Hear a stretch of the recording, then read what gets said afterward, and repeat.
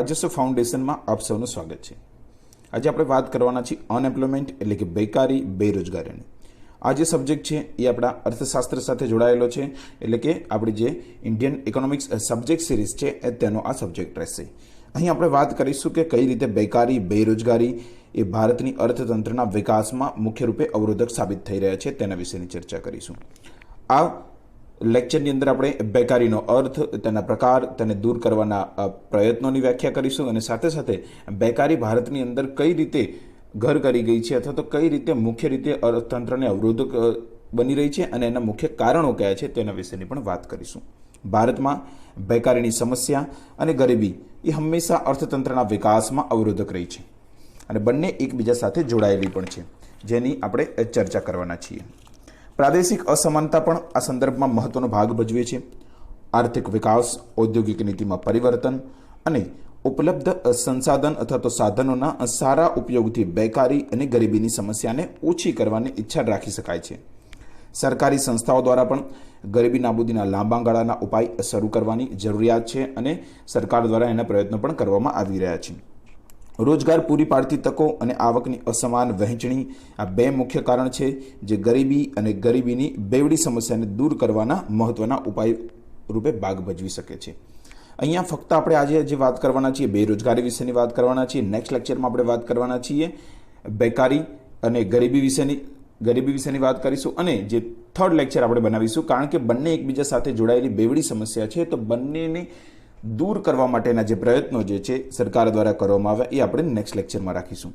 અહીંયા આપણે સૌપ્રથમ તો સમજીએ કે બેકારીનો અર્થ અને તેના પ્રકાર વિશેની વાત કરીએ તો બેરોજગારીનો અર્થ એ થશે કે સૌપ્રથમ તો આપણે એ સમજવું પડશે કે આપણી પાસે રહેલી પોપ્યુલેશન જે છે, જનતા છે, એને આપણે કઈ રીતે ડિવાઈડ કરીએ છીએ। કોઈપણ દેશની જે વસ્તી અથવા તો જનસંખ્યા છે એને મુખ્ય રીતે બે ઘટકમાં વહેંચવામાં આવે છે। એક તો છે શ્રમ શક્તિ અને બીજી તો છે કે બિન શ્રમ શક્તિ છે। શ્રમ શક્તિની વાત કરીએ તો ભારતની અંદર 18 વર્ષથી લઈ અને 58 વર્ષ સુધીનું જે કાર્યબળ રહેલું જે છે એ જે જનતા છે એને આપણે મુખ્ય રીતે શ્રમ શક્તિ બળ તરીકે ઓળખીએ છીએ, જ્યારે બિન શ્રમ શક્તિ બળ જે છે એ મુખ્ય રીતે બાળકો અને વૃદ્ધોને એની અંદર આપણે સમાવેશ કરીએ છીએ। શ્રમ શક્તિ એટલે એ બધી જ વ્યક્તિઓ જે કામ કરે છે, એટલે કે આર્થિક કાર્યમાં જોડાયેલ છે, તથા જે લોકો કામ નથી કરી રહ્યા પરંતુ ચાલુ એટલે કે અત્યારે વર્તમાન મજૂરી દર પર કામ કરવા માટે ઉપલબ્ધ છે અથવા કામની શોધમાં છે। આનો અર્થ એ થશે કે શ્રમ શક્તિમાં રોજગાર ધરાવનાર તેમજ બેરોજગાર વ્યક્તિ એમ બંનેનો સમાવેશ થશે, જ્યારે બિન શ્રમ શક્તિમાં એનો સમાવેશ થશે કે જે કામ કરતા જ નથી, ઈચ્છા બી નથી અને કામ કરતા બી નથી, એટલે કે જે આપણે વાત કરી બાળકો છે, વૃદ્ધો છે, કે જે આપણે પ્રોડક્ટિવ નેચરમાં ગણતા નથી। તો સામાન્ય અર્થમાં બેકારી અથવા તો બેરોજગારીનો અર્થ એ સ્થિતિમાં છે કે જેમાં કોઈ કામ કરવા માટે ઈચ્છા રાખનાર યોગ્ય વ્યક્તિને વર્તમાન મજૂરી દર પર કામ મળતું નથી। આ એક પ્રકારની અનૈચ્છિક બેકારી છે, ઈચ્છિત બેકારી નથી। એટલે કે વ્યક્તિ ઈચ્છે છે કે મારે કામ કરવું છે અને કામ કરવા ઈચ્છતો હોવા છતાં પણ એને જે વર્તમાન દર પર કામ મળતું નથી। એવું બી નથી કે જ્યારે વ્યક્તિની ઈચ્છા ન હોય કે ભાઈ મારે કામ જ નથી કરવું ને એ શાંતિથી બેસી રહ્યો છે અથવા તો પોતાની ઈચ્છાથી બેસી રહ્યો છે, તો એને ઈચ્છનીય બેકારી કહેવામાં આવે છે, બરાબર, કે ઈચ્છનીય પોતે ઈચ્છે છે કે મારે બેકાર રહેવું છે, તો એ વસ્તુ અહીંયાથી આપણે અલગ તારવીએ છીએ।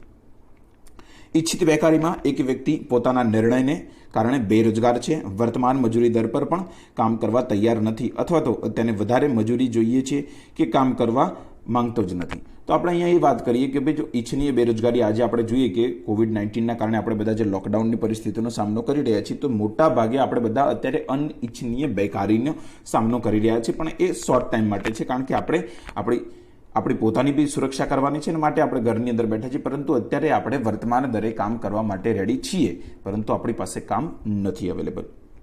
બીજી બાજુ અનિચ્છનીય બેકારી એક એવી પરિસ્થિતિ છે કે એવી સ્થિતિ છે કે જ્યાં વ્યક્તિ લાભકારી કામથી અલગ છે અને વેતન મેળવતો નથી, જ્યારે તે આવક કમાવવા યોગ્ય છે અને તે મેળવવાની ઈચ્છા રાખે છે, અને બેકારીમાં ફક્ત અનૈચ્છિક બેકારીને રાખવામાં આવે છે। એટલે કે જે આપણે ઈચ્છનીય જે બેકારી જે છે એને આપણે ખરેખર બેકારીનો ભાગ જ નથી ગણતા, કારણ કે આપણે જ્યારે બેકારીના ડેટાનો ભાગ કરી રહ્યા છીએ ત્યારે આપણે એ કાર્યબળનો સમાવેશ કરી રહ્યા છીએ કે જે કાર્યબળ ખરેખર આપણી સાથે જોડાવા માંગી રહ્યું છે અથવા તો આપણી સાથે કામ કરવા ઈચ્છી રહ્યું છે અને આપણી અર્થવ્યવસ્થામાં એ પ્રોડક્ટિવ નેચરમાં આર્થિક પ્રવૃત્તિ કરી શકે છે। તો બેકાર વ્યક્તિ એ છે કે જે શ્રમ શક્તિનો કાર્યશીલ ભાગ છે અને રોજગારની શોધમાં છે, પરંતુ તેને કામ મળી શકતું નથી. જે શોધમાં જ નથી, જે રોજગારની શોધ કરી જ નથી રહ્યા, એનું આપણે બેરોજગાર, બેકાર અથવા તો અનએમ્પ્લોયમેન્ટ તરીકે એનો સમાવેશ કરી શકશું નહીં. તો અહીંયા આપણે એ વસ્તુ સમજ્યા કે ઇચ્છનીય બેકારી કઈ છે, અનૈચ્છિક બેરોજગારી કઈ છે, અને હવે એનું આપણે ક્લાસિફિકેશન સમજીશું. તો બેકારી એટલે કે અનએમ્પ્લોયમેન્ટનું ક્લાસિફિકેશન સમજીએ તો સૌપ્રથમ આ જે મુખ્ય ક્લાસિફિકેશન છે આની સાથે ગૌણ ક્લાસિફિકેશનનો પણ સમાવેશ થાય છે. સૌપ્રથમ તો વાત કરીએ ચક્રીય બેકારી છે, મોસમી બેકારી છે, રચનાત્મક બેકારી છે, પ્રચંડ બેકારી છે, ઘર્ષણજન્ય બેકારી છે, અને આના સિવાય ઘણી બધી બેકારીનો સમાવેશ થાય છે, જેમ કે અર્ધ બેકારી છે, અંડર એમ્પ્લોયમેન્ટ છે. દરેક વસ્તુનો આપણે વિગતવાર ચર્ચા કરીશું અને દરેક વસ્તુને સમજવાની કોશિશ પણ કરીશું. સૌપ્રથમ વાત કરીએ આપણે ચક્રીય બેકારી. તો ચક્રીય કે માંગમાં ઘટાડાને લીધે બેકારી ત્યારે થાય છે જ્યારે અર્થવ્યવસ્થાને શ્રમ શક્તિની જરૂર હોય છે, જ્યારે વસ્તુઓ અને સેવાઓની માંગની સંપૂર્ણ દેશમાં અછત હોય, રોજગારી ઓછી થઈ જાય છે અને તે મુજબ બેકારીમાં વધારો થાય છે. કારણ કે આજે શું થઈ રહ્યું છે કે દેશની અંદર વસ્તુઓ અને સેવાઓની માંગ સંપૂર્ણ દેશમાં અછત સર્જાય છે, એની પાસે સ્ટોક અવેલેબલ નથી અને રોજગારી શું થઈ ગઈ, એના કારણે ઓછી થઈ ગઈ. અને એના કારણે જે આપણે એવું કહીએ છીએ કે ગ્રોથ, અને એક તો આપણે એક વસ્તુ કહીએ છીએ જેને કહીએ છીએ આપણે તેજી અને મંદી. તેજી અને મંદીના ચક્રમાં ફસાવાને કારણે જે બેકારીનો જે સામનો કરવો પડે છે એને આપણે અહીંયા ચક્રીય બેકારી તરીકે ઓળખીએ છીએ. ચક્રીય બેકારી સંકુચન અથવા તો મંદીમાં આવે છે અને આ પ્રકારની બેકારીને ચક્રીય બેકારી કહેવામાં આવે છે, જે આપણે વાત કરીએ મુજબ. અને આ જ બેકારી આપણને જોવા મળી હતી 2008ની અંદર, ત્યારબાદ 2013ની અંદર, થોડા સમય માટે એવું કહી શકીએ કે 2016ની અંદર પણ જ્યારે આપણે નોટબંધીનો સામનો કરી રહ્યા હતા અને જેવી આપણે માળખાગત સુવિધાઓ અને માળખાગત જે સુધારા કરવામાં આવે તેની અંદર પણ આપણને આ બેકારી અથવા તો બેરોજગારી જોવા મળે છે. તો આ વાત હતી આપણી ચક્રીય બેરોજગારી. યાદ રાખીશું, આ ક્વેશ્ચન સીધી જ રીતે પૂછાતા હોય છે કે મંદી અને તેજીના ચક્રના કારણે સર્જાતી બેરોજગારીને શું કહેવામાં આવે છે? તો ચક્રીય બેરોજગારી કહેવામાં આવે છે. હવે આપણે વાત કરીએ મોસમી બેકારી.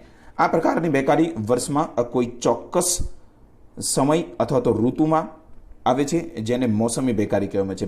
મોસમી બેકારી સામાન્ય રીતે ખેતી, પ્રવાસ, હોટલ, ભોજન વગેરે પૂરા પાડતા ઉદ્યોગોમાં જોવા મળશે તમને.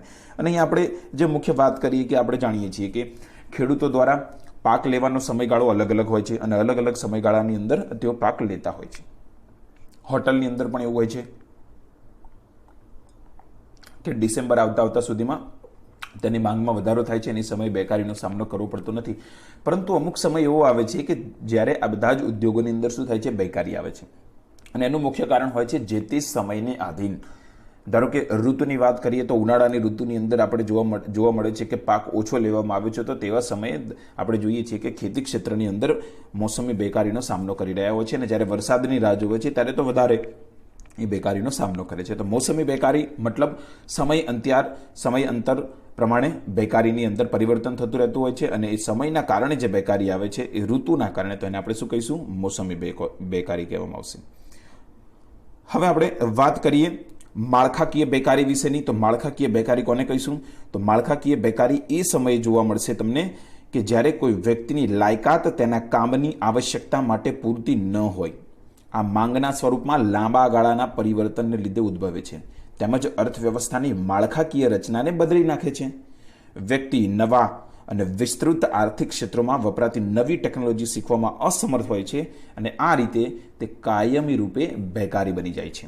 તો અહીંયા જે આપણે વાત કરી રહ્યા છીએ એ સામાન્ય સંજોગો પ્રમાણે જ્યારે નવી ટેકનોલોજી આવતી હોય છે ત્યારની વાત છે. જ્યારે નવી ટેકનોલોજી આવે છે ત્યારે જે તે માણસ કામ કરી રહ્યો છે એ ટેકનોલોજી શીખ્યો નથી, માટે એ ટેકનોલોજીનો ઉપયોગ નથી કરી શકતો, માટે એ શું થાય છે? રોજગારીથી હાથ ગુમાવે છે અથવા તો રોજગારી ગુમાવે છે. પરંતુ એ ફરી રોજગાર પ્રાપ્ત કરી શકે છે જો એ ખરેખર સમયાંતર અને સમયને ધ્યાન રાખી અને પોતે પોતાની જે નવી જે શૈક્ષણિક લાયકાત અથવા તો જે નોલેજેબલ વસ્તુ એમની માટે જરૂર છે એની પ્રાપ્તિ કરે. એનું ઉદાહરણ આપણે જોઈએ તો ઉદાહરણ તરીકે જ્યારે કમ્પ્યુટરનો ઉપયોગ શરૂ થયો ત્યારે ઘણા બધા શ્રમિકોને કાઢી મૂકવામાં આવ્યા અને રોજગારની જરૂરિયાત અને શ્રમિકોના વર્તમાન કૌશલ્યમાં તાલમેલ થઈ શકતો નથી. જો કે રોજગારી ઉપલબ્ધ હતી, પરંતુ નવી રીતના કૌશલ્ય અને યોગ્યતાની જરૂરિયાત હતી, માટે જૂના જે કૌશલ્ય જે છે ધરાવતી વ્યક્તિને બદલાતા આર્થિક વાતાવરણમાં રોજગારી મળી નહીં અને તે બેકાર રહી ગયો. તો અહીંયા આપણે બીજું પણ એક એક્ઝામ્પલ લઈ શકીએ કે ફોર એક્ઝામ્પલ તરીકે વાત કરીએ કે ઘણા બધા ઘણા બધા સેક્ટરની અંદર ટેકનોલોજીના ચેન્જીસના કારણે ઘણા લોકોએ હાથ ગુમાવવો પડતો હોય છે. જેમ કે આપણે વાત કરીએ હીરા ઇન્ડસ્ટ્રીની, તો હીરા ઇન્ડસ્ટ્રીની અંદર અત્યારે આપણે જાણીએ છીએ કે કમ્પ્યુટર આધારિત મશીનો આવી જવાને કારણે જો ત્યાં આગળ ઘણા બધા લોકો જો એ ચલાવતા નહીં શીખ્યા હોય તો એમને ત્યાંથી શું કરવું પડશે? હાથ ધોવો પડશે. તો એ પણ વસ્તુ રહેલી છે કે દરેક વ્યક્તિની અંદર જ્યારે ટેકનોલોજી પરિવર્તન આવતું હોય જે તે ક્ષેત્રની અંદર અને ટેકનોલોજી પરિવર્તનના કારણે એ જગ્યા ઉપર રહેલા મજૂરોને થોડા સમય માટે, વેતન ધારકને થોડા સમય માટે, જ્યાં સુધી એ શીખી ન લે ત્યાં સુધી એ પોતાની રોજગારીથી હાથ ગુમાવે છે. અને બની શકે છે કે વ્યક્તિ જીવનભર પણ આ વસ્તુ ના શીખી શકે, તો એ શું થઈ જાય કે કાયમી રૂપે બેકાર પણ બની જાય છે. હવે આપણે વાત કરીએ ઘર્ષણાત્મક બેરોજગારીની અથવા તો ઘર્ષણાત્મક બેકારીની. તો ઘર્ષણાત્મક બેકારી એ સમયે હોય છે જ્યારે કોઈ વ્યક્તિ એક રોજગારને છોડી અને બીજા રોજગારની શોધમાં હોય છે, જેના અલગ અલગ કારણો હોઈ શકે છે, જેમ કે સારી રોજગારની તકો મેળવવી, વર્તમાન રોજગારીમાંથી નીકળી જવાથી, પોતાની ઈચ્છાથી, વર્તમાન રોજગાર છોડવાથી. બીજી રોજગારી મેળવવામાં વ્યક્તિને કેટલોક સમય લાગી શકે છે અને આ સમયગાળા માટે તે ઘર્ષણાત્મક રૂપે બેકાર હોઈ શકે છે. તો આની માટે આપણે એક સર્વશ્રેષ્ઠ એક્ઝામ્પલ લઈ શકીએ છીએ. આપણે બધા જે તૈયારી કરી રહ્યા છીએ વિદ્યાર્થીઓ માટેનું જ એક્ઝામ્પલ છે કે કોઈ વિદ્યાર્થી જે છે અત્યારે પાર્ટ ટાઈમ જોબ કરી રહ્યા છે, પરંતુ એક અન્ય નોકરી મેળવવા માટે અથવા તો સરકારી જોબ મેળવવા માટે તે શું કરે છે? અત્યારે જે પોતાની પાસે જે જોબ રહેલી છે એને અત્યારે શું કહે છે? ગુડ બાય બાય કહી દે છે અને એ વિચારે છે કે મારે પ્રિપેરેશન કરવી જોઈએ અને પ્રિપેરેશન કરવા માટે મારે શું કરવું જોઈએ? પરફેક્ટલી પ્રિપેરેશનમાં ધ્યાન આપવા માટે મારે એ જોબને છોડી દેવી પડે. તો આ જે વાત છે કે તમે શું કરી રહ્યા છો? નવી જોબ મેળવવા માટે તમે તમારી જૂની જોબને શું કરી રહ્યા છો? છોડી રહ્યા છો. તો આ જે વસ્તુ તમને જે બતાવી રહ્યા છીએ એ છે આપણી ઘર્ષણાત્મક બેકારી. અને ઘર્ષણાત્મક બેકારીનો મતલબ શું થશે કે જે તમે પહેલાં તો તમે રોજગાર મેળવી રહ્યા હતા એટલે તમે બેકાર હતા નહીં, પરંતુ જ્યારે તમે થોડા સમય માટે બેકાર થઈ રહ્યા છો એ પણ તમારી જે બેકારી જે છે એ ઈચ્છનીય ગણાશે, કારણ કે તમે તમારી ઈચ્છાથી તમારી જોબ છોડી રહ્યા છો. પરંતુ એ ઈચ્છનીય બેકારી જે છે સાદી ભાષામાં અથવા તો આપણી અર્થશાસ્ત્રની ભાષામાં અત્યારે આ સંજોગોની અંદર આપણે શું કહીશું? એને ઘર્ષણાત્મક બેકારી તરીકે ઓળખીશું. ત્યારબાદ આપણે વાત કરીશું હવે આપણી પ્રચ્છન્ન બેરોજગારી, જેને ડિસ્ગાઇઝ્ડ અનએમ્પ્લોયમેન્ટ તરીકે પણ ઓળખવામાં આવે છે, છુપી બેકારી તરીકે પણ ઓળખવામાં આવે છે. તો શું છે આ છુપી બેકારી? તેના વિશેની વાત કરીએ. આપણે ઘણીવાર આ વસ્તુની વાત કરી ચૂક્યા છીએ ઓલરેડી આપણે આગળના લેક્ચરની અંદર, પરંતુ અહીંયા આપણે વિસ્તૃત રીતે હવે એની માહિતી મેળવીશું. બેકારી જે પ્રત્યક્ષ સ્વરૂપમાં દેખાતી નથી તેને પ્રચ્છન્ન બેકારી અથવા તો છુપી બેકારી કહેવામાં આવે છે. આ એ સમયે જોવા મળે છે કે જ્યારે કોઈ વ્યક્તિનું ઉત્પાદનમાં કોઈ જ યોગદાન હોતું નથી, પરંતુ તે પ્રત્યક્ષ સ્વરૂપમાં કામ કરતો જોવા મળે છે. બેકાર હતા છતાં પણ કામ કરી રહ્યા હતા, તેને શું કહીશું? આપણે પ્રચ્છન્ન બેકારી તરીકે ઓળખીશું. સમજીએ. અહીંયા મેં ખેડૂતનો અને ખેતરનો જે ઇમેજ મૂકી છે એનું કારણ એ રહેલું છે કે આ બેકારી સૌથી વધારે એગ્રીકલ્ચર સેક્ટરની અંદર જોવા મળે છે. અને આપણે જાણીએ છીએ કે એગ્રીકલ્ચર સેક્ટરની અંદર હિન્દુ અવિભક્ત કુટુંબ સૌથી વધારે જોડાયેલું હોય છે, કે પરિવારના તમામ સદસ્ય અને પરિવારના સદસ્યની માલિકીની જ એ જમીન હોય છે, કોઈ ઇન્ડિવિજ્યુઅલ હોતી નથી. પરિણામે શું થાય છે કે જે પરિવારના તમામ સ્વજનો છે એ ખેતીના કાર્યની અંદર જોડાયેલા હોય છે. તમે એને દૂરથી જુઓ અથવા તો તેની નજીકથી પણ જુઓ તો પણ તમને લાગશે કે એ માણસ કામમાં જોતરાયેલો છે. પરંતુ ઉત્પાદનની વાત કરવામાં આવે તો જ્યારે 4 માણસ મળીને પણ જો ઉત્પાદન કરતા હતા તો એ ઉત્પાદન સમજી લો કે 20 ક્વિન્ટલ છે. જ્યારે 5 માણસ મળીને પણ કરી રહ્યા છે તો પણ કેટલું છે? 20 ક્વિન્ટલ જ અનાજ ઉત્પન્ન કરી શકે છે. તો અહીંયા તમે જે જોઈ રહ્યા છો કે જે 5મો માણસ જે છે, જે 5મા માણસની સીમાંત કાર્યક્ષમતા કેટલી? તો સીમાંત કાર્યક્ષમતા એની શું થઈ જશે? 0 થઈ જશે. તો યાદ રાખીશું આપણે કે પ્રચ્છન્ન બેકારીની અંદર જે આવનારો જે શ્રમ જે છે અથવા તો જે નવો શ્રમ છે અથવા તો જે શ્રમ જે છે એડિશનલ જે શ્રમ છે એની કાર્યક્ષમતા, ઉત્પાદન કાર્યક્ષમતા એ શું હશે? એની 0 રહેલી હશે. એટલે આ છુપી બેકારી એટલે કે દેખાઈ રહ્યું છે કે કામ કરી રહ્યો છે પરંતુ એ છે શું છે? બેકાર છે. એટલા માટે જ કીધું છે કે બેકાર હતા છતાં પણ કામ કરી રહ્યા હતા. એને જ આપણે કહીશું પ્રચ્છન્ન બેકારી તરીકે ઓળખીશું. સાથે જ હવે આપણે વાત કરી રહ્યા છીએ અર્ધ બેકારી વિશેની, એટલે કે અંડર એમ્પ્લોયમેન્ટ વિશેની. તો અંડર એમ્પ્લોયમેન્ટ શું છે? ક્યારેક એક વ્યક્તિ કોઈ આર્થિક પ્રવૃત્તિમાં રોકાયેલી તો હોય છે, પરંતુ તે પોતાની યોગ્યતા અને પ્રયત્ન મુજબ રોજગારી મેળવી શકતા નથી. આ એક એવી સ્થિતિ છે કે જેમાં કોઈ વ્યક્તિ રોજગાર મેળવવા માંગે છે, પરંતુ તેની ઈચ્છા અને શક્તિને અનુરૂપ વળતર, કામના કલાક, કૌશલ્યનું સ્તર અને અનુભવ મુજબ રોજગારી હોતી નથી અથવા તો પ્રાપ્ત થતી નથી. ટેકનિકલી રીતે બેકાર ન હોવા છતાં અર્ધ બેકારી વર્તમાનમાં ઉપલબ્ધ રોજગારમાં પ્રતિસ્પર્ધા કરી રહ્યું છે. તો અહીંયા આપણે તમે જોઈ શકો છો કે જે વ્યક્તિનું education qualification PhD in economics છે, જે પ્રોફેસર તરીકે હોવા જોઈએ, એ વ્યક્તિ અહીંયા રિસેપ્શનર તરીકેનું કામ કરી રહ્યા છે. એટલે કે એ વ્યક્તિ કામ તો કરી રહ્યા છે, પરંતુ એમની શૈક્ષણિક લાયકાત પ્રમાણેનું કામ કરી રહ્યા નથી, અથવા તો એવું કહી શકાય કે એમનો જે સ્ટેજ જે છે એ સ્ટેજ પ્રમાણેનું એ કામ કરી રહ્યા નથી. આજના સેક્ટરની વાત કરીએ તો ભારતની અંદર તમે જુઓ કે 12 પાસ વ્યક્તિ જે એકાઉન્ટ લખવાના કામ કરતા હતા, જે એકાઉન્ટન્ટ ડિપાર્ટમેન્ટમાંથી હોય તો એકાઉન્ટ લખવાનું કામ કરતા હોય, એમકોમના એકાઉન્ટ ડિપાર્ટમેન્ટનું લખવાનું કામ સાઈડની અંદર કરી રહ્યા હોય, અને સીએ જે છે, સીએનું મુખ્ય કામ છે કે એકાઉન્ટિંગને ચેક કરવા, ઓડિટિંગ કરવા, આ વગેરેના કામ કરવા. પરંતુ આજે તમે જુઓ કે અમુક એવા પ્રોબ્લેમો સર્જાયા છે અને એટલી આપણે ત્યાં કે જોબ સિકનેસ છે કે જેના કારણે તમે જુઓ કે સીએ જે છે એ એમકોમ પાસ આઉટ વ્યક્તિના કામ કરવા માટે રેડી છે. તો જ્યારે પીએચડી ઇન ઇકોનોમિક્સ રિસેપ્શનનું કામ કરી રહ્યા છે કે જેને હોવું જોઈએ પ્રોફેસર તરીકે, તો આ શું બતાવી રહ્યું છે આપણને? Under employment. તમે કામ તો કરી રહ્યા છો, પરંતુ દેખીતી રીતે કામ કરી રહ્યા છો, તમે કામ મેળવી રહ્યા છો, તમે બેકાર નથી, પણ અડધા તો તમે બેકાર છો, કારણ કે તમે તમારી લાયકાત મુજબનું કામ કરી શકતા નથી. અન્ય રીતે આપણે વાત કરીએ, બીજો એક પ્રકાર જે છે આપણો છે ખુલ્લી બેરોજગારી, એટલે કે ઓપન એમ્પ્લોયમેન્ટ, અનએમ્પ્લોયમેન્ટ. તો ખુલ્લી બેરોજગારી એ એક એવી પરિસ્થિતિ અથવા તો સ્થિતિ છે કે જ્યાં મજૂર બળના મોટા ભાગના નોકરી મળતી નથી, જેનાથી તેમને નિયમિત આવક પણ થતી નથી, અને મજૂર બળ અર્થતંત્રના વિકાસ દર કરતાં ઝડપી દરે વિસ્તરે છે. તો અહીંયા આપણે ખુલ્લી બેરોજગારીની વાત કરીએ તો આ અહીંયા સીધી જ વસ્તુ આપણને દર્શાવવામાં આવી છે કે માણસને કામ મળી રહ્યું નથી, અને બીજી વસ્તુ કે સામે વસ્તીમાં પણ શું થઈ રહ્યો છે? વધારો થઈ રહ્યો છે. વસ્તી વધારાને તમે અટકાવી શકતા નથી, અને સામે તમે રોજગારને પણ ક્રિએટ કરી શકતા નથી, રોજગારનું સર્જન નથી કરી શકતા, અને એવા સંજોગોની અંદર દેશની અંદર બેરોજગારીના પ્રમાણમાં સૌથી વધારે વધારો થતો જાય છે. અને એક જ વસ્તુ છે, બેરોજગારીની પ્રમાણમાં વધારો થવો એટલે કે આવકમાં શું થશે? ઘટાડો થશે.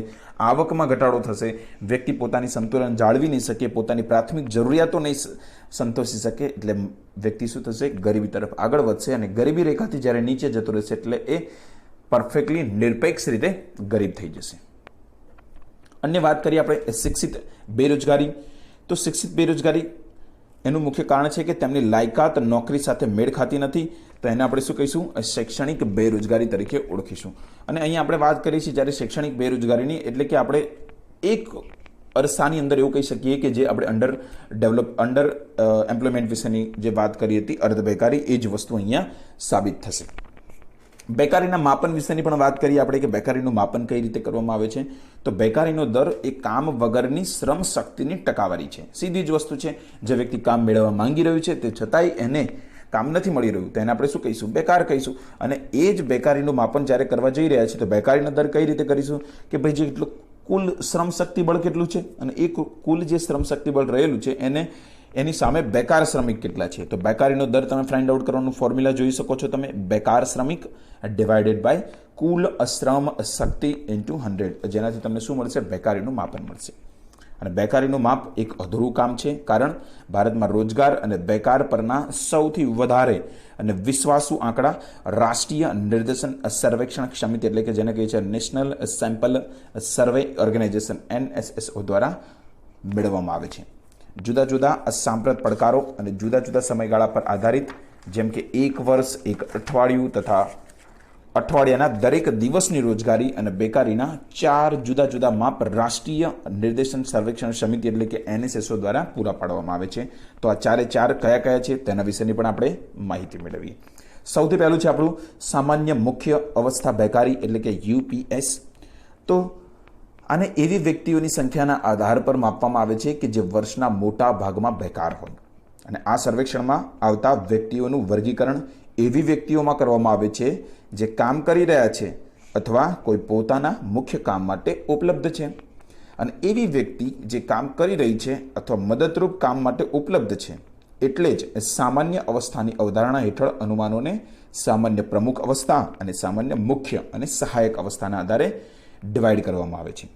સામાન્ય અવસ્થા બેકારી દર એક વ્યક્તિગત દર છે અને તે કાયમી બેકારી દર્શાવે છે, કેમ કે આ બધા જ દર્શાવેલ વર્ષમાં સામાન્ય રીતે બેકાર જ રહેતા હોય છે, એટલે કે તેમની ગણતરી બેકારમાં થાય છે. અને આ માપ એના માટે વધારે યોગ્ય છે જે નિયમિત રોજગારની શોધમાં હોય. એટલે કેવું કહી શકીએ કે આ અંતર્ગત એ જ વસ્તુ જોવામાં આવે છે કે જે ડેઇલી ધોરણે રોજગાર શોધવા જાય છે અને એને રોજગાર મળતો નથી. અન્ય વાત કરીએ આપણે સામાન્ય મુખ્ય અને સહાયક અવસ્થા બેકારી એટલે કે UPSS. અહીં એ વ્યક્તિને બેકાર ગણવામાં આવે છે જે સામાન્ય મુખ્ય અવસ્થા સિવાય પણ મદદરૂપ કામ માટે પણ ઉપલબ્ધ હોય છે, પરંતુ કોઈ એક વર્ષમાં કામ મેળવવામાં અસમર્થ હોય છે. એટલે કે આપણે વાત કરીએ અહીંયા એક એક્ઝામ્પલથી આ બંને વસ્તુને સમજીશું. જ્યારે પહેલી વાત કરીએ આપણે સામાન્ય મુખ્ય અવસ્થા બેકારી એટલે કે UPSની વાત કરીએ છીએ, ત્યારે UPS દરમિયાન આપણે એક એક્ઝામ્પલથી સમજીએ કે કોઈ ચણતર કામ કરનાર કડિયો છે, બરાબર, અને કડિયાને પોતાના કારીગર તરીકેનું કામ મળવું જોઈએ. એટલે કારીગર તરીકે કામની વાત કરીએ એટલે કે અત્યારે આપણે જો માર્કેટની અંદર જોવા જઈએ તો 800 થી 900 રૂપિયા રેટ ચાલતો હોય છે ડેલી રોજનો. તો 800 થી 900 રૂપિયા રોજ પ્રમાણે એને કામ મળતું નથી અને એ કામ નથી કરી શકતો વર્તમાન દર સાથે, તો એને શું કહીશું આપણે? સામાન્ય મુખ્ય અવસ્થા બેકારી કહીશું. પરંતુ મુખ્ય અને સહાયક અવસ્થા બેકારીનો મતલબ શું થશે? એ 800 રૂપિયા ડેઇલી રોજગાર મેળવવા માટે માંગતો હતો એ જ વ્યક્તિ મજૂર તરીકે 350 થી 400 રૂપિયામાં પણ કામ કરવા રેડી છે, પરંતુ તે છતાંય એને રોજગારી મળતી નથી. તો એને શું કહીશું આપણે? સામાન્ય મુખ્ય અને સહાયક અવસ્થા પણ બેકારી થઈ ગઈ એની. એટલે કે જે સહાયક અવસ્થામાં એ પોતાનાથી નીચેના સ્તર પર કામ કરવા માટે રેડી છે, તે છતાંય તેને મળતું નથી, એવી વ્યક્તિની ગણતરી કરીશું આ પરિસ્થિતિની અંદર. જ્યારે અન્ય એક જે મેથડ છે વર્તમાન સાપ્તાહિક અવસ્થા બેકારી. આનો મતલબ એવી વ્યક્તિઓની સંખ્યાથી છે જેને સર્વેક્ષણના અઠવાડિયામાં 1 કલાકનું કામ પણ મળ્યું ન હોય. એટલે કે આખા અઠવાડિયા દરમિયાન તમને 1 કલાકનું પણ કામ મળતું નથી, એટલે કે તમે સાપ્તાહિક ધોરણે શું થઈ ગયા છો? તમે બેકાર થઈ ગયા છો. અને આ આંકડા મુજબ જ મેળવવામાં આવે છે કે અઠવાડિયાની અંદર તમને કામ મળ્યું નથી, એનો મતલબ એવો થઈ જશે કે 1 કલાક પણ કામ મળ્યું નથી અઠવાડિયાની અંદર, એટલે કે તમે એવું માનીશું કે આપણે આખા વર્ષ દરમિયાનના કોઈ પણ અઠવાડિયામાં તમે કામ મેળવ્યું નથી. અન્ય જે છે આપણું છે વર્તમાન દૈનિક અવસ્થા બેકારી. તો જે વર્તમાન દૈનિક અવસ્થા બેકારી છે એનો અર્થ એક મતલબ એક એવી વ્યક્તિઓની સંખ્યાથી છે જેને સર્વેક્ષણના અઠવાડિયામાં 1 દિવસ કે કોઈ પણ દિવસ કામ મળ્યું ન હોય. જુદી જુદી ધારણાઓના આધાર પર બેકારીના દરમાં પણ અંતર આવતું હોય છે. કોઈ માણસને દૈનિક લેવલ ઉપર પણ તમને દિવસમાં પણ 1 કલાક કામ નથી મળ્યું, તો આપણે શું કહીશું કે તમે દૈનિક ધોરણે પણ શું થઈ ગયા છો? તમે બેકાર થઈ ગયા છો. સેમ કન્ડિશનની અંદર જ્યારે સાપ્તાહિકની વાત કરીશું ત્યારે લગભગ આપણે 1 દિવસની અંદર એ જોઈશું કે કોઈ એક દિવસે તમને 1 કલાક પણ કામ મળી ગયું તો પણ તમે સાપ્તાહિક ધોરણે પણ થઈ જશો અને દૈનિક ધોરણે પણ રોજગાર પ્રાપ્ત કરી લેશો. આ રીતે અલગ અલગ વિભિન્ન આંકડાઓના આધારે બેરોજગારીનું માપન કરવામાં આવે છે અને ઘણી બધી રીતે તર્કસંગત રીતે તાર્કિક આંકડાઓ પણ હોતા નથી. તે છતાંય આપણે એને આજે એજ્યુકેશન લેવલની અંદર એને માન્યતા આપવી પડે છે. કારણ કે તમે સમજી શકો છો કે જે વ્યક્તિને 1 કલાક કામ મળ્યું હોય એને તમે આખા સપ્તાહ માટે રોજગાર કઈ રીતે કહી શકો છો? પરંતુ આંકડાઓ છે, આંકડાઓનું આપણે વિશ્લેષણ કરવાનું હોય છે અને એ જ વસ્તુ છે કે UPSC GPSC કોઈ પણ એક્ઝામ પાસ કર્યું હોય, દરેક ઇન્ફોર્મેશન મળ્યા પછી તમારા તાર્કિક વિચારો જે છે એને ફૂલ સ્ટોપ આપવું પડે, ત્યારે જ તમે એના મુખ્ય આન્સર સુધી તમે પહોંચી શકો છો. તો અહીંયા આપણે દરેક વસ્તુની વાત કરી. હવે આપણે એ સમજવાનું છે કે ભારતમાં બેકારીના મુખ્ય કારણો કયા કયા છે અને એ કારણો કયા છે કે જેના કારણે બેકારીમાં વધારો થઈ રહ્યો છે. તો સૌથી પહેલું કારણ જે તમે જોઈ શકો છો એ છે આપણી ધીમી આર્થિક વૃદ્ધિ. આયોજન સમયમાં વૃદ્ધિ દરનો વળાંક લક્ષ્ય દર કરતાં ઘણો ઓછો હતો, માટે પૂરતા પ્રમાણમાં રોજગારીનું સર્જન થઈ શક્યું ન હતું. જ્યારે આપણે યોજના આયોગની વાત કરી રહ્યા છીએ, યોજના આયોગની જે 12 પંચવર્ષીય યોજનાઓ આવી તેના વિશે. આ ઉપરાંત આર્થિક વૃદ્ધિ જાતે બેકારીની સમસ્યાનો સ્તર નથી કરતી. વર્તમાનમાં કેટલાક વર્ષોમાં આર્થિક વૃદ્ધિમાં વધારો થવા છતાં રોજગારની અંદર એની જે વૃદ્ધિ જે થવી જોઈએ એની અંદર ઘટાડો થઈ રહ્યો છે. એટલે તમે આર્થિક વિકાસ અથવા તો આર્થિક વૃદ્ધિ તો તમે કરી રહ્યા છો, આર્થિક વિકાસની વાત નથી કરી રહ્યા, આર્થિક વૃદ્ધિ તમે કરી રહ્યા છો. આર્થિક વૃદ્ધિના દરમાં વધારો થાય છે અને સાથે સાથે શું થઈ રહ્યું છે? રોજગારના દરમાં, રોજગારની વૃદ્ધિમાં શું થઈ રહ્યું છે? ઘટાડો થઈ રહ્યો છે. તો આ કઈ વિપરીત પરિસ્થિતિનું નિર્માણ થયું? કારણ જો તમે આર્થિક વૃદ્ધિ કરી રહ્યા છો તો આર્થિક વૃદ્ધિ કરતા હોય તો જાતે તમારે શું કરવું પડશે કે તમારા દેશની અંદર રોજગારીમાં વધારો થવો જોઈએ, પરંતુ અહીંયા નથી થઈ રહ્યો. આની વ્યાખ્યા માટે નિર્માણ કાર્ય ઉપરાંત આર્થિક ગતિવિધિના મુખ્ય ક્ષેત્રમાં ઉત્પાદનમાં પરિવર્તનની સાથે રોજગારની માત્રામાં સતત ઘટાડો થયો છે. અને આ જ વસ્તુ આપણને બતાવી રહ્યું છે કે કઈ રીતે ખેતી પર વધારે નિર્ભરતા અને કૃષિ સિવાયની પ્રવૃત્તિની ધીમી વૃદ્ધિ રોજગારની સર્જનને સીમિત કરે છે. અને આપણે જાણી રહ્યા છીએ કે ધીમી આર્થિક વૃદ્ધિ સાથે સાથે તમે એ પણ જોઈ શકો છો કે આપણે અત્યારના જે કોઈ બિઝનેસમેન રહેલા છે કે જે પ્રોડક્શન નેચરની અંદર કામ કરી રહ્યા છે અને જે આર્થિક વૃદ્ધિનો ભાગ છે એ લોકો પોતાના જે બિઝનેસ જે છે એને ઇમ્પ્રુવમેન્ટ કરવાનું વિચારી રહ્યા છે કે પછી એને એક્સપાન્શન કરવાનું વિચારી રહ્યા છે. અત્યારે આપણે જોઈ રહ્યા છીએ ઇમ્પ્રુવમેન્શનની અંદર વધારે વિચારી રહ્યા છે. તો બિઝનેસ ઇમ્પ્રુવમેન્ટ્સ મતલબ શું કરીશું આપણે કે બિઝનેસની અંદર તમે જુઓ કે ભાઈ 500 લોકો રોજગાર મેળવી રહ્યા છે અને સામે 500 યુનિટનું પ્રોડક્શન કરી રહ્યા છે. તો એ વ્યક્તિ એવું ઈચ્છી રહ્યો છે કે આ જ 500 વ્યક્તિ કઈ રીતે મારા 1000 યુનિટનું પ્રોડક્શન કરે.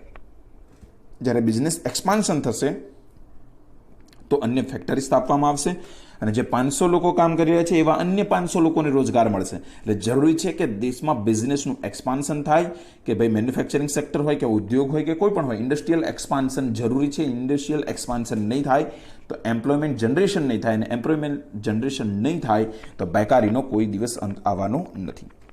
બીજું અન્ય મુખ્ય કારણ છે શ્રમ શક્તિમાં વધારો. અને શ્રમ શક્તિમાં વધારો થવાના મુખ્ય 2 કારણો. એક તો વસ્તીમાં તીવ્ર વધારો થઈ રહ્યો છે. આપણે કુટુંબ નિયોજન પ્રવૃત્તિઓ અપનાવ્યા પછી પણ ભારતની અંદર આપણે વસ્તી વધારા ઉપર કંટ્રોલ મૂકી શક્યા નથી કે નથી હજુ સુધી ભારતની અંદર વસ્તી વધારો અથવા તો વસ્તીને પોપ્યુલેશન કંટ્રોલ માટેના એવા કોઈ કાયદાકીય પગલાં લેવામાં આવ્યા હોય. માટે વસ્તીમાં પણ તીવ્ર વધારો થઈ રહ્યો છે. એટલે કે જ્યારે વસ્તીમાં તીવ્ર વધારો થઈ રહ્યો છે તો તમારું જે શ્રમ શક્તિ બળ જે છે એમાં પણ વધારો થશે. કામ કરનારા લોકોની સંખ્યા વધશે. પણ સામે તમે જો રોજગાર જ નથી આપી શકવાના અથવા તો રોજગાર જનરેટ નહીં કરી શકો તો એ વસ્તુ ક્યાં જઈને ઊભું રહેશે?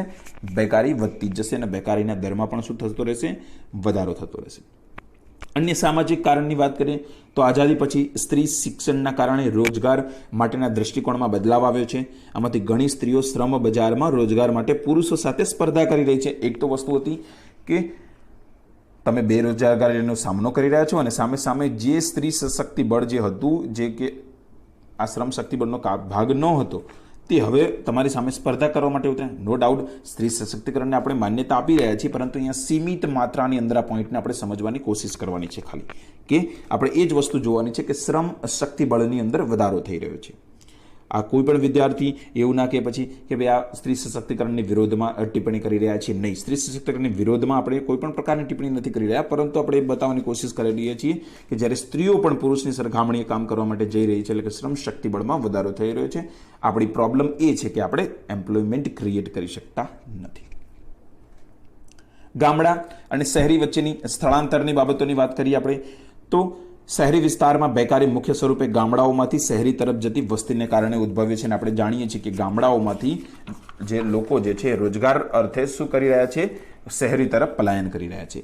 ગામડાઓમાં ખેતી તથા તેને સંબંધિત ક્ષેત્ર આજીવિકા કે રોજી પૂરી પાડવા માટે સક્ષમ નથી અને માટે જ શહેર તરફ મોટા ભાગે પ્રયાણ કરી રહ્યા છે. અને શહેરોનો આર્થિક વિકાસ નવા આવતા શ્રમિકોને ઘણો વધારે રોજગાર પૂરો પાડવામાં અસફળ રહે છે. અને આ રીતે શહેરોમાં આવનારા કેટલાક જ લોકો ઉત્પાદન પ્રવૃત્તિમાં જોડાઈ શકે છે, જ્યારે શેષ બેકારીની ફોજમાં વધારો થઈ રહ્યો છે. અને આજે આપણે જુઓ કે જ્યારે COVID-19ના કારણે આ પ્રોબ્લેમનું જ્યારે સર્જન થયું છે ત્યારે કેટલા બધા મજૂરો પલાયન કરીને પોતાના મુખ્ય મૂળ સ્થાન પર વાપસ એટલે કે પાછા ગયા છે. ત્યારે આપણને સમજાઈ રહ્યું છે કે કેટલું ગામડા શહેરી વચ્ચે સ્થળાંતર અને અંતરદેશીય સ્થળાંતર થયેલું છે એ આપણને આજે ખબર પડે છે, અથવા તો આજે આપણે વાસ્તવિક રૂપે એની જાણ થઈ શકે છે અથવા તેના આંકડા આપણને મળી રહ્યા છે. ત્રીજું અથવા ચોથું અન્ય મુખ્ય કારણ જે રહેલું છે અયોગ્ય ટેકનોલોજી. ભારતમાં મૂડીની અછત છે અને શ્રમ વધારે ઉપલબ્ધ છે, છતાં પણ ઉત્પાદક શ્રમના બદલે મૂડીનો વધારો ઉપયોગ કરી રહ્યા છે. એટલે કે એક તો હોય છે કે જે તમે ટેકનોલોજી વાપરી રહ્યા છો એ ટેકનોલોજી મૂડી ટેકનોલોજી હોય અને એક તો હોય તે શ્રમ ટેકનોલોજી. જ્યારે તમે શ્રમ ટેકનોલોજીનો વપરાશ કરી રહ્યા છો ત્યારે શું થશે કે તમે ટેકનોલોજીનો વપરાશ કરશો, પરંતુ ટેકનોલોજીને ઓપરેટ કરવા માટે તમારે શ્રમની જરૂર પડશે. જ્યારે મૂડી ટેકનોલોજીનો તમે ઉપયોગ કરશો, કેપિટલિઝમનો તમે અહીંયા પગ પેસારો કરશો, એટલે કે શું થશે કે તમારે તમારી ટેકનોલોજીના કારણે શ્રમિકોને છૂટા કરવા પડશે.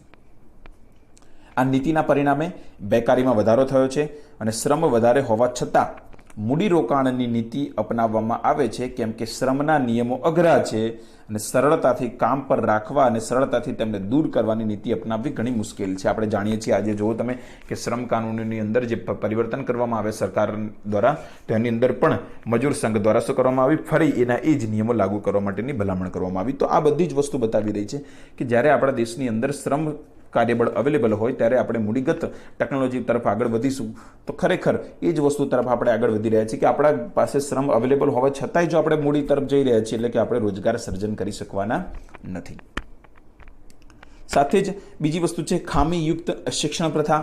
વર્તમાન શિક્ષણ પ્રથા સિદ્ધાંતો પર વધારે આધારિત છે, જ્યારે વ્યવહારિક ઉદ્દેશ માટે તેનો ઉપયોગ સીમિત છે. તે કુશળતા અને ટેકનિકલ યોગ્યતા પર ભાર નથી આપતી કે જુદા જુદા કાર્યમાં રોજગારી માટે ઉપયોગી છે. પરિણામ સ્વરૂપ પર્યાપ્ત કુશળતા અને જરૂરી કુશળતા વચ્ચે અસંતુલન સર્જાઈ રહ્યું છે, જેના કારણે ખાસ કરીને યુવકો અને શિક્ષિત લોકોમાં બેકારીનું પ્રમાણ વધી રહ્યું છે. આપણે જાણીએ છીએ કે આજે તમે જુઓ કે ઘણા બધા વિદ્યાર્થીઓ એવા પણ હશે કે જે એમકોમ કર્યું હશે, બીકોમ કર્યું હશે, માસ્ટર ડિગ્રી પ્રાપ્ત કર્યા પછી પણ અત્યારે આપણે ગવર્મેન્ટ એક્ઝામની તૈયારી કરી રહ્યા છીએ. કોઈ વ્યક્તિ એવું છે કે જે MBA કર્યા પછી તમે વિચારો કે પ્રોફેસરની જોબ કરી રહ્યા છો અથવા તો તમે એવી જોબ કરી રહ્યા છો કે જે તમે MBAને લાયક નથી. જેનું મુખ્ય કારણ શું છે? કારણ છે આપણો ગાડરિયો પ્રવાહ.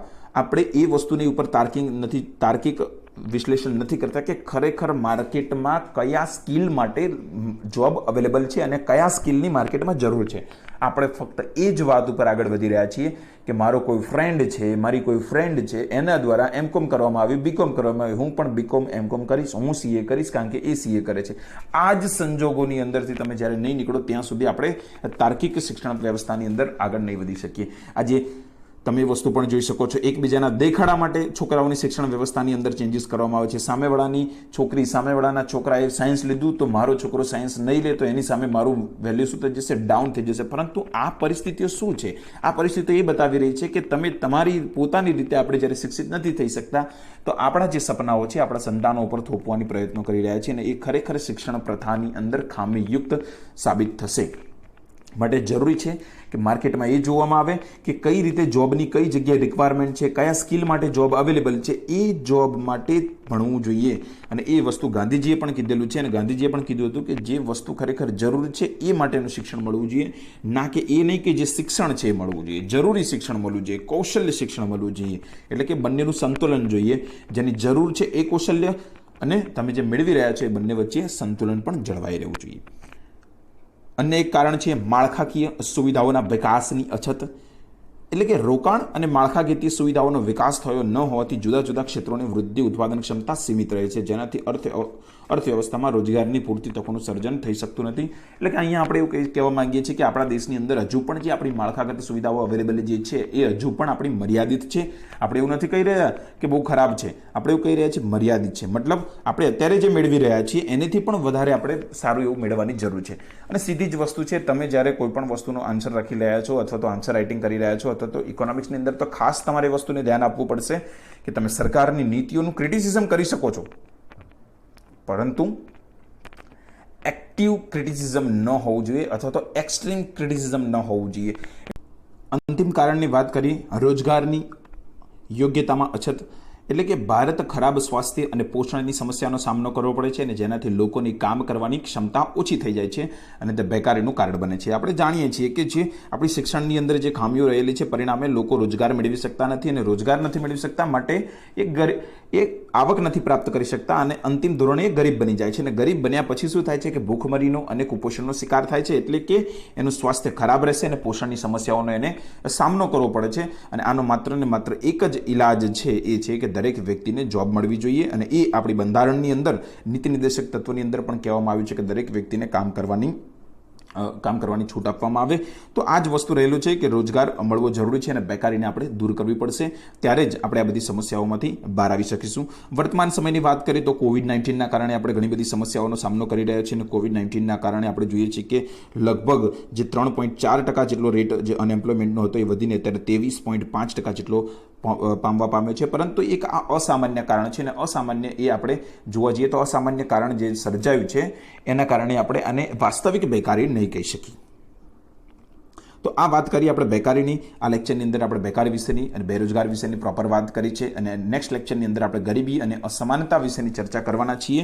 અને જો તમે રાજસ્વ ફાઉન્ડેશન સાથે જોડાવા માંગતા હોય તો તમે જોઈ શકો છો કઈ કઈ batch UPSC, GPSC, DYSO, STI અને PI જેવી મેન્સની મુખ્ય પરીક્ષા માટેની બેચ લોકડાઉનની પરિસ્થિતિઓ હટતાની સાથે જ શરૂ થવાની સંભાવનાઓ છે. અને તમે જો હજુ સુધી આપણી રાજસ્વ ફાઉન્ડેશન યુટ્યુબ ચેનલ સાથે ન જોડાયા હોય અને સોશિયલ મીડિયા કનેક્ટિવિટીઝના સાથે જોડાયા હોય તો તમે જોડાઓ. Thank you very much.